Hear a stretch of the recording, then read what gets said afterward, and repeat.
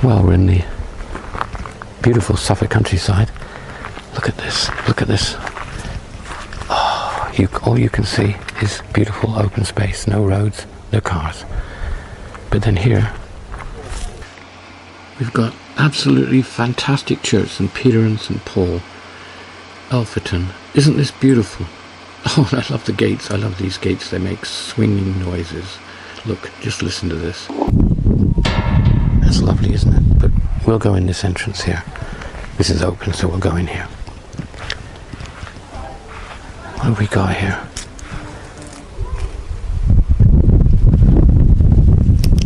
Church of St. Peter and St. Paul, Alpheton. Oh, what a lovely church. Look at that. That's absolutely beautiful. Actually, it's more than beautiful, it's stunning. Look at those clouds, the clouds there in the perfect position. Beautiful churchyard. It looks as if it's just had grass cut. It's kept very, very clean and very lovely. In the shade, let's see what we've got. Ah, you can see the churchyard goes right down to the other side. It goes quite a ways, actually.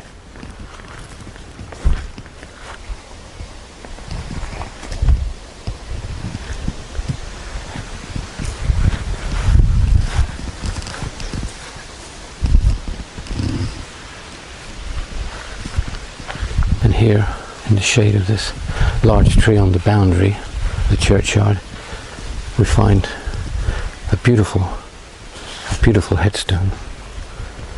Look at that, look at all that patina, it's all under there. But look at this, right in the shade of this tree, right on the ground, we've got these beautiful flowers, look. Aren't they lovely? Beautiful, absolutely beautiful. Oh, the beauty here of this churchyard is immense. I've seen so many churchyards recently, and this one is just super. But then when you turn here on a day like this, look at that church, look at that. It's just amazing, isn't it? Is that beautiful? Wooden frame porch. Oh, and we've got bagpipes starting up. Oh, we don't get that every day. Ah, but the countryside, and look how beautiful it is. And out there is a lone piper. Wow. Well, with a background of bagpipes playing, we'll have a look at the churchyard. Most of the headstones over here that we can see now seem to be more recent. Now, I guess this churchyard must have been cleared of headstones at some time. And I think probably the recent burials are around the edge here. And you can see that they've all got memorial flowers. It's lovely.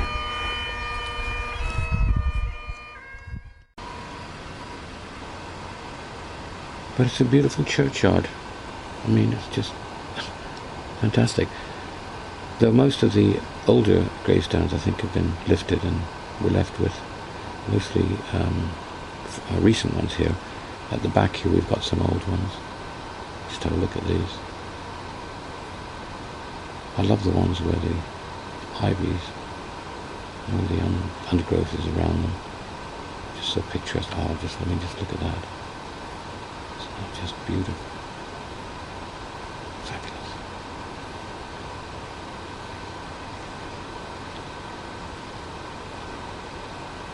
That's such a peaceful scene.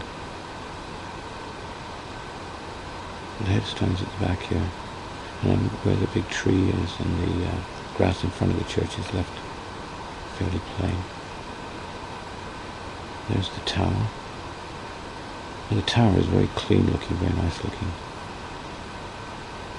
The flint is, well, I'd say it looks as if it's been repaired. I don't know whether, perhaps in Victorian times, it's a major repair work, but that doesn't look medieval at all. See, it looks Victorian, really. The belfry at the top. Lovely against the sky, isn't it? framed by those leaves.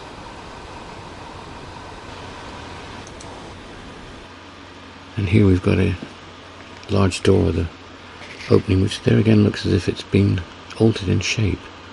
Big window above the door, and that also looks like it was added at some time. I would say probably Victorian period. A little slit at the side. That's the staircase, I guess, going up to the tower and the belfry. I mean, you can see that there's sections of there that just don't look. They look as if they've been repaired or replaced. It looks like a lot of work's been done on this tower, but it is a lovely tower, and the repairs have been done on most of the towers around here. And you can see, well, you can see more repair work down at the bottom. And well, the edge here, you can see the weather actually has taken its toll on that edge. There's two lonely little headstones here. One of them there, look, has been broken, unfortunately. It's always a shame, isn't it? That one's leaning away on its own. A few lining up there against the bottom of the tower. Tower looks impressive there, with the sun behind it. You can see actually the walls there where they've been rendered. It looks like a lot different rendering actually. It looks like some of the renderings being done as a repair, and maybe others have been done when the windows have been added. I don't know, but it all looks fairly different. Bit of a muddle really at the back, frankly, but it's just a question of time, really.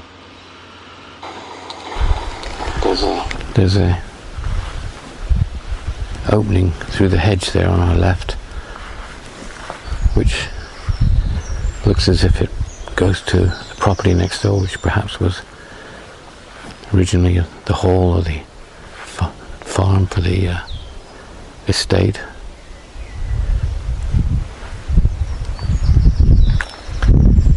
Looks like most of the graves that would have been around here, I'm sure, have been taken away. Beautiful one, that is.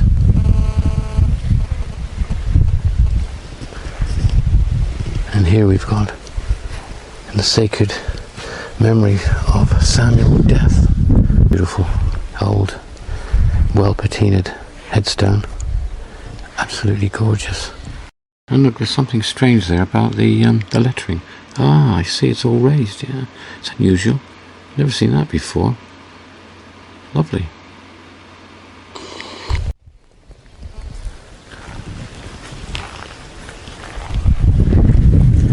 There's the back of the church, which there again looks as if it's had some work done on the flint over the years. With this barn here, which looks as if they hold weddings here. I think they're preparing for one. And this cross is just sitting here on its own. But here on the side of the church here, you can see on the rendering there's been some repair work over the years, various bits and pieces. Above the window there, look, you can just see above there, look, and also I think underneath the window.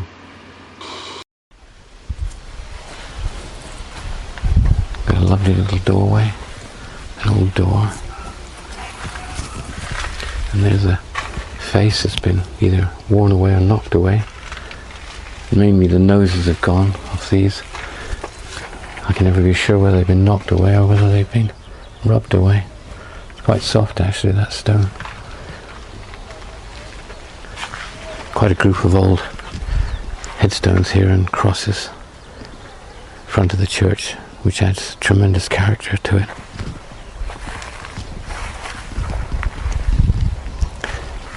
These are beautiful headstones, look at those.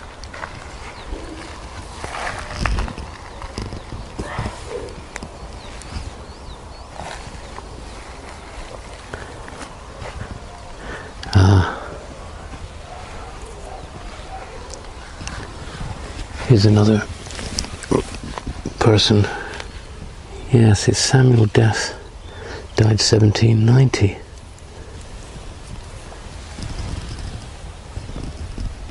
And all those headstones are all similar style. Absolutely beautiful. Looks like 17. 1735 or something. 1735, yeah. It's quite old, isn't it?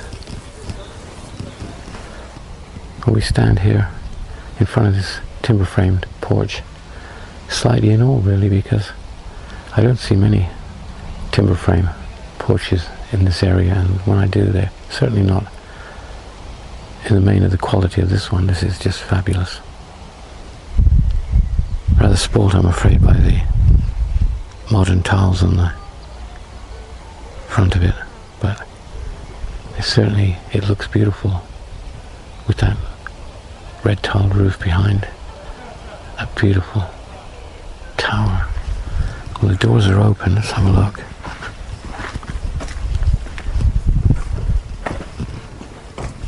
Now we step into this beautiful little porch that has no windows, but it's fabulous. There's insects flying about. The smell in here is sort of musty, of an old building, like an old barn. The ceiling is, see all the laths there, and old plaster and old timber. Some really well-worn bricks on the floor. Alcoves there. More of those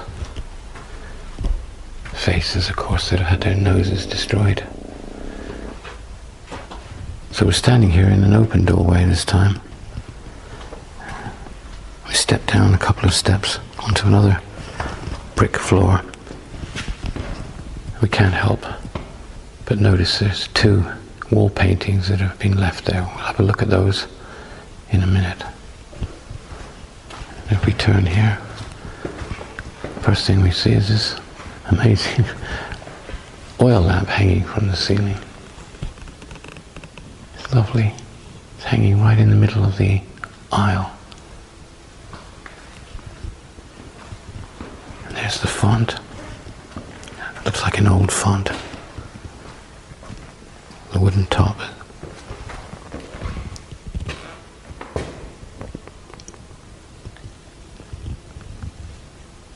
There's a plain glass window there. We've got a number of pictures on the wall. We'll have a look and see what. Well, that looks like the church here, all dressed up for a wedding.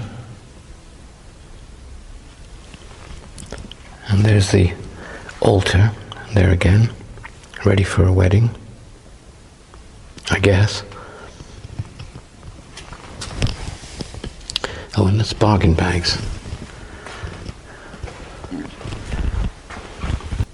Well, this is an interesting little item. Seems a bit odd, but it was a gift from the Queen, from Queen Mary. Look, it's amazing. That's amazing. And here is Father Joe. Obviously quite important in this church, and this shows you that the tower was repaired or rebuilt. And there's a list of rectors of this church or the parish. And just look up a minute. Got a really old wooden ceiling there with a hatch that goes up to the tower, and there's the bell pulls, and I think in that corner it's probably where there's a staircase going up, which is why that slit window is there, probably goes up to the tower. It's a belfry. There's a lovely wooden panel here with shields on it. This door in itself looks quite old. This timber here this work looks Victorian.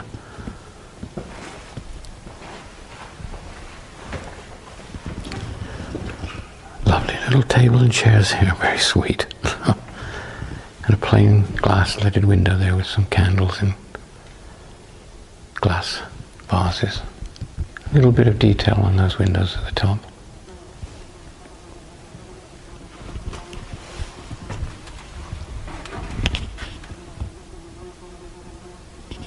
We're standing here with our back to the tower, looking down to the altar. And to our left, we've got the organ with gold painted pipes. That's a nice sized organ, just right for this church really, not too big, not too small.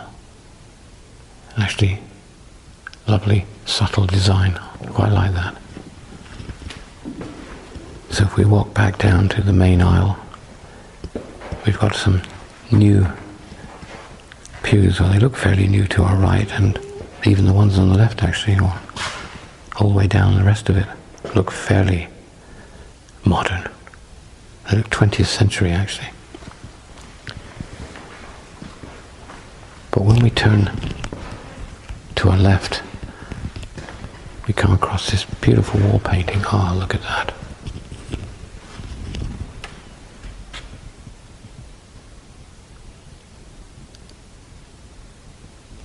It's amazing, isn't it?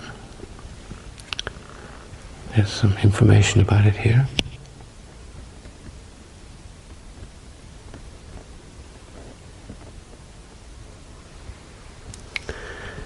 Just imagine what this church was like, and the ones like it when they were all painted. How many of them must still have paintings underneath the paint? Plain glass window there. Slight frosty tinted panes in it. It just looks lovely with the leaves behind. Walk slowly up the aisle here to where the altar is. We've got a little memorial on this wall.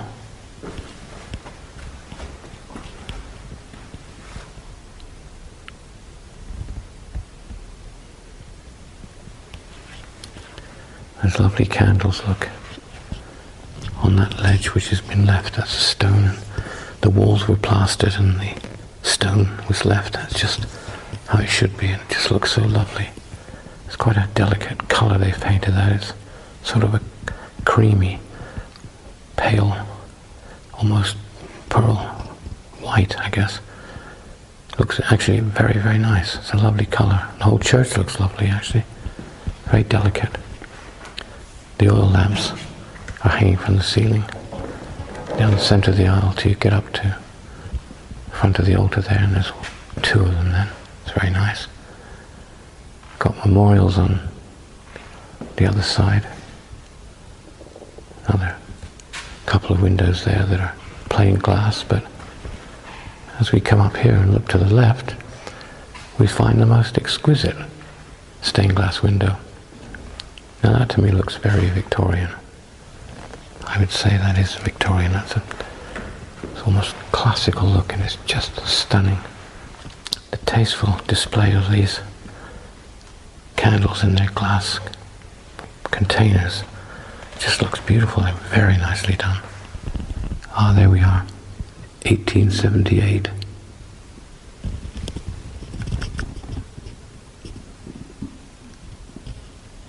Isn't that just a lovely, lovely stained glass window? Staircase going up behind the pulpit. Very delicate old pulpit that. I'd say that's quite old. Well, could be 18th century, I would have thought. Maybe someone will tell me. Well, the stone floor continues all the way up to the altar, and we'll step up, but when we come up just in front, the pattern changes, which is quite nice. And then to our left, we've got another stained glass window that's just beautiful, typical Victorian again, with exquisite border on it, blues and reds and yellow. That is a really, really nice window. I do like that. It seems that all the things in this church are very tasteful. Oh, and look at that. To the right of us, there's an even more beautiful one. That is really, really nice.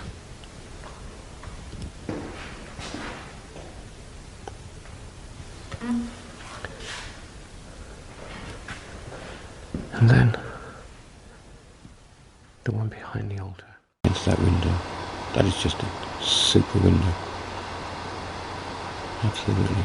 Very unusual. I've not seen one quite like that. It actually looks modern. Don't know. Got a lovely vase of flowers each side of the... And all the petals are falling, look. That's rather romantic looking, isn't it? And a beautiful stained glass window. Absolutely another Victorian gem, I think. Let's have a little look at this. Oh, isn't that wonderful? Look at the detail on that. Isn't that just... I just love these windows. I love the Victorian windows.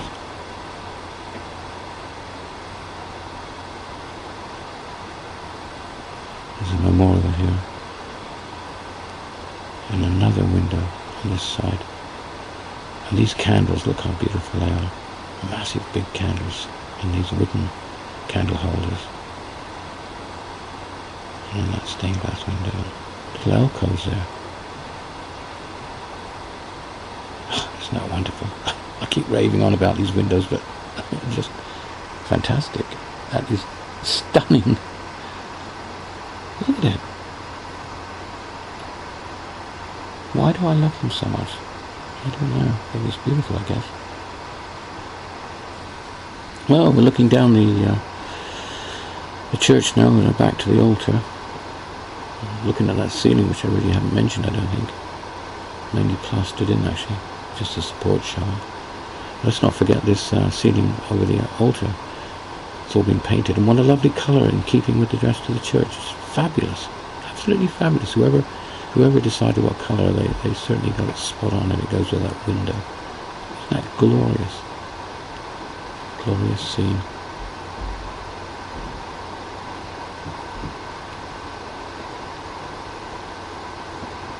So, just start to walk back down the church.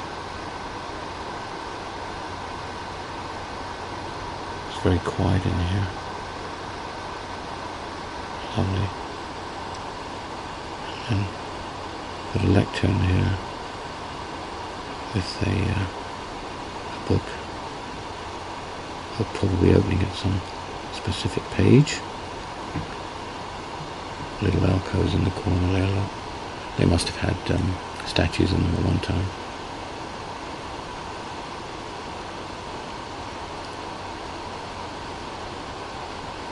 I love the windows. I love those glass holders with the candles in them.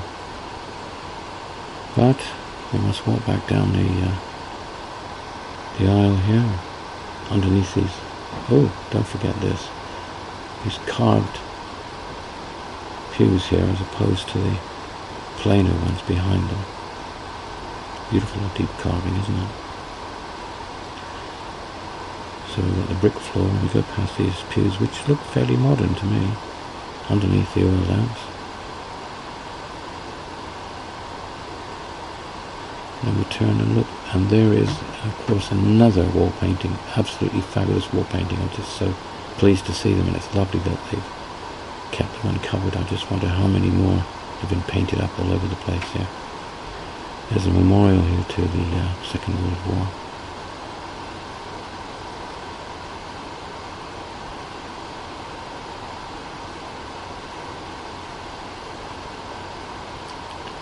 And then I think we'll quietly depart here and let them get ready for the wedding that's coming, I think. That's the church of St. Peter and St. Paul in Alpheton. Absolutely beautiful. I can't say it enough times. I dare anyone to criticize that church. Look at it. Fabulous.